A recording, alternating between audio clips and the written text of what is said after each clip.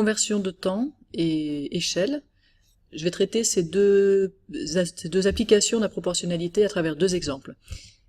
D'abord, pour les conversions des unités de temps, et vous verrez que ça arrivera assez souvent, si on a une donnée du type 1,52 années, alors on voit bien ce que ça représente, hein, c'est à peu près 1 an et demi, donc à peu près 1 an et 6 mois, on va voir comment le convertir précisément en années, mois, jours.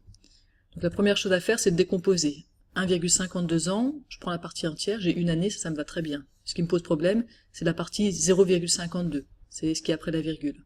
Donc je décompose en 1 an plus 0,52 ans. Et cette partie-là, je vais la transformer en mois, je vais la convertir en mois. Pour ça, je vais utiliser un tableau de proportionnalité. J'ai proportionnalité entre le nombre d'années et le nombre de mois. Dans une année, j'ai 12 mois, dans 2 années, j'ai 24 mois, etc. C'est évident. Mais donc dans 0,52 années, combien est-ce que j'ai de mois? Je dois faire un produit en croix. 0,52 fois 12 divisé par 1. Et donc, j'ai 1 an et 0,52 fois 12 mois, ce qui donne 6,24 mois. On pouvait s'y attendre, hein, on a un petit peu plus que 6 mois, puisqu'on a un peu plus qu'une demi-année. Alors, je m'arrête pas là, je vais continuer, mais c'est le même principe. Maintenant, c'est 6,24 mois. J'ai 6 mois qui me conviennent très bien, mais le virgule 24, il va falloir que je lui donne un sens, et pour ça, je vais le convertir en jours. Donc d'abord, je décompose en 6 mois plus 0,24 mois, donc j'ai 1 an, 6 mois et 0,24 mois, et pour transformer ce 0,24 mois en jours, je fais un tableau de proportionnalité. Dans un mois, il y a 30 jours. Alors c'est une convention qu'on prendra hein, tout au long de l'année. Dans un mois, il y a 30 jours. Et puis, je me demande du coup en 0,24 mois combien il y a. Je fais 30 fois 0,24 divisé par 1. Et j'obtiens que ça fait à peu près 7 jours. Donc j'ai à peu près 1 an, 6 mois et 7 jours. C'est ce qui correspond à mes 1,52 années. Pour les échelles, je vous propose de faire sur cet exemple. J'ai un plan à l'échelle 1/50 millième. Et la distance entre deux villes sur le plan est de 15 cm. Alors quelle est la distance réelle qui sépare les deux villes? Ici, mes données proportionnelles, ce sont d'une part la distance sur les plans, les distances sur le plan, et les distances réelles. C'est proportionnel, d'accord? Ce que me dit l'échelle, c'est que une distance 1 sur le plan, ce sera une distance 50 000 dans la réalité.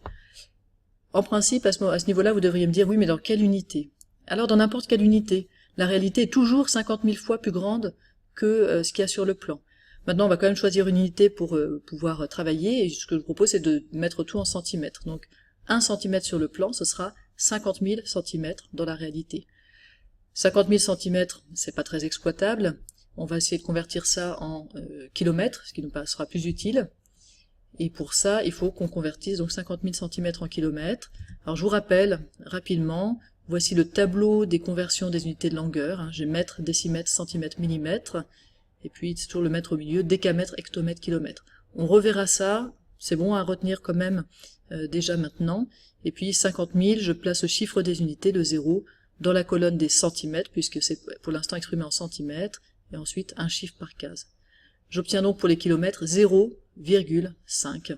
Et donc 50 000 cm, c'est 0,5 km. On reverra ça, n'hésitez pas si déjà vous avez des difficultés à me demander en classe, mais voilà pour la conversion. Et donc 1 cm sur le plan, c'est 0,5 km dans la réalité. Alors on arrive enfin à la possibilité de résoudre notre problème. Maintenant 15 cm sur le plan, ça va correspondre à quoi dans la réalité? Je fais un produit en croix. 15 fois 0,5 divisé par 1, et j'aurai ma réponse en kilomètres. Et ça fait 7,5 km. La distance réelle qui sépare les deux villes est 7,5 km.